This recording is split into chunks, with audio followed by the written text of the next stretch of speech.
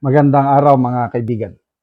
Bigyan natin ng reaction, opinion itong post ni Professor Malo Tikia tungkol ito sa reaksyon niya sa ginawang walkout ng minority senators sa session Senado kapon.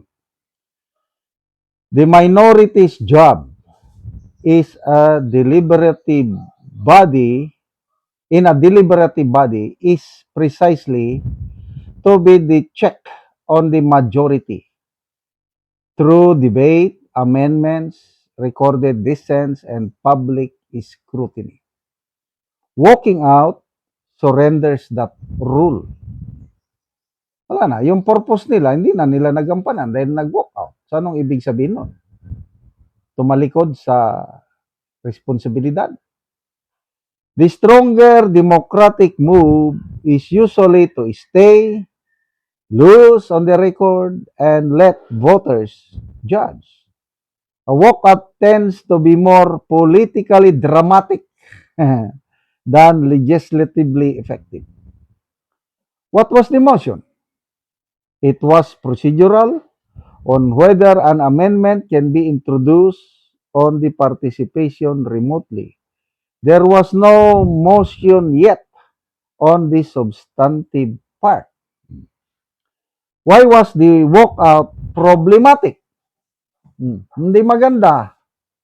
Number one, a deliberative body only works when members are present to deliberate. Walking out is, by definition, abandoning that function. So ano yun? Immature? Childish? Tampo? Pagtalunan? Atras na? Number two, it doesn't actually stop anything. The majority can still proceed and pass measures without them. Oh, yun bang pala eh.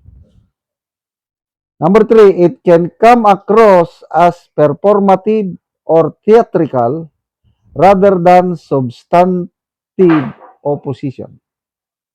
Number four, it sets a precedent that losing a procedural vote is grounds for abandoning the chamber.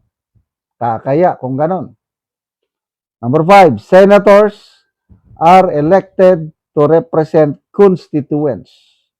Being absent means those constituents have no voice at the table.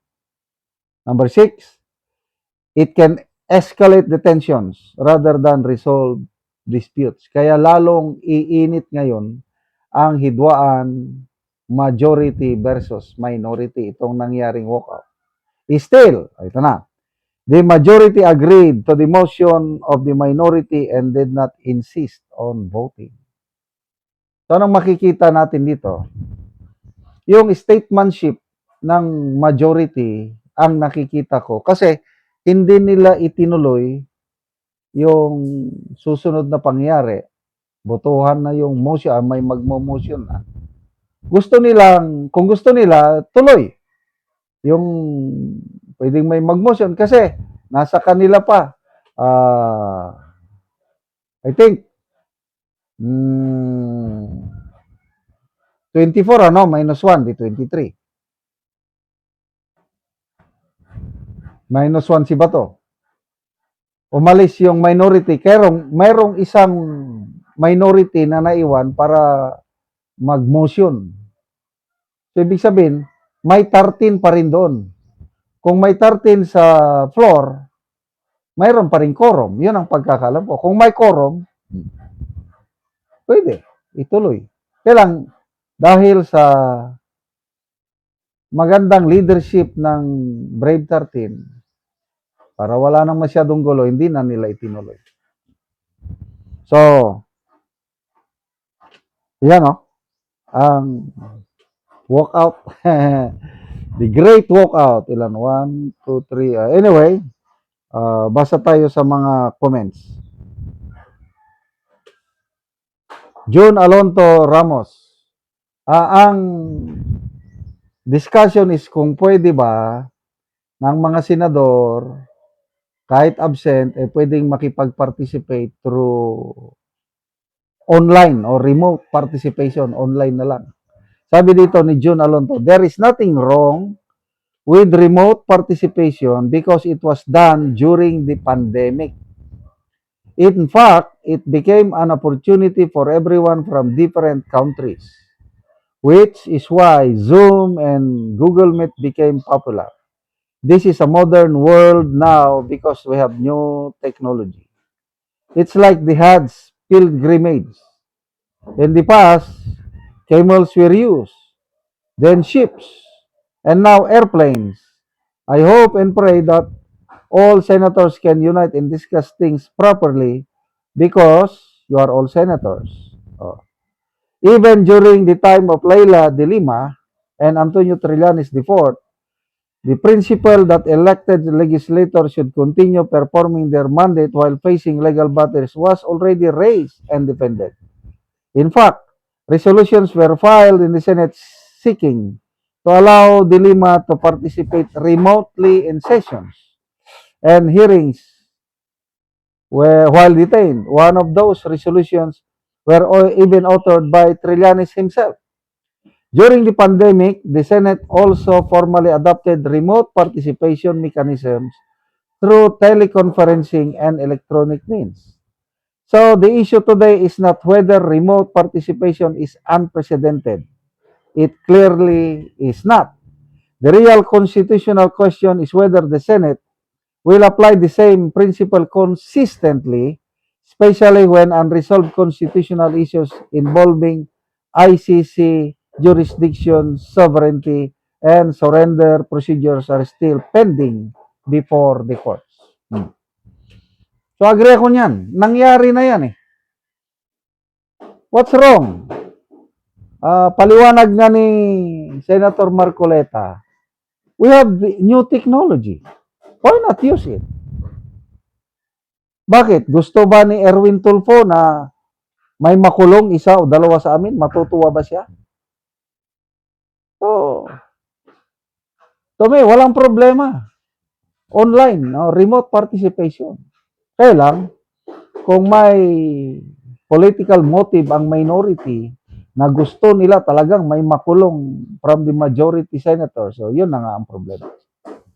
So, good luck sa umiinit na bangayan sa Senado.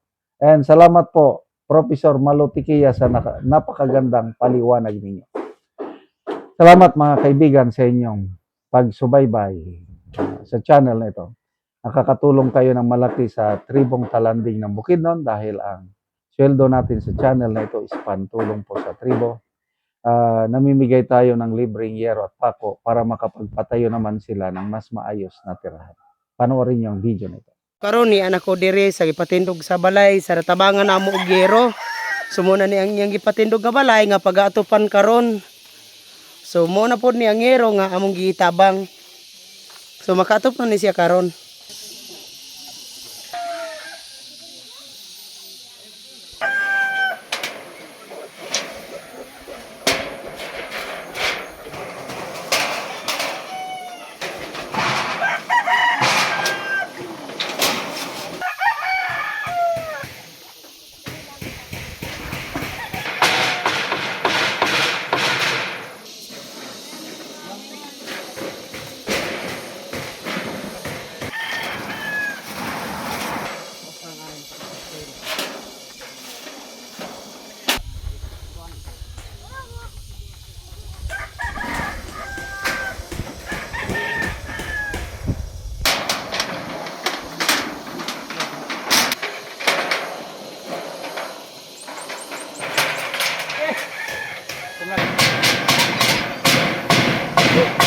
Og karon nakatop na gyud ang gitabangan sa yero. Makita gyud nato nga nindot na gyud nga tan-awon. Sa nagtabang sa mountain. So, salamat sad kay nakabalay na ko. Unang-una salamat jud sa Ginoo kay natabangan ko sin. Sa kadugan sa pagpuyo nako sa akong papa, nakabalay na dito. So nakigpuyo lang kasi imong papa. Puyo lang ko sa akong papa. So karon pagid ka nakabalay. So, karon pa sad ko nakabalay. So pila ka tuig nga nakigpuyo lang ka sa imong ginikanan? Unong 6 ka tuig. So naa na kay anak karon. na anak. Pila ka buok imong anak? Duwa. So 2. So bago pagid ka nakabalay. Wala pa ang tabang dito kabalay. Kay ang akong kwarta kuto bragid sa kaon. Oo. Maraming salamat. Good tayo. Kung makain tabang sa amuah. So salamat pud kaayo.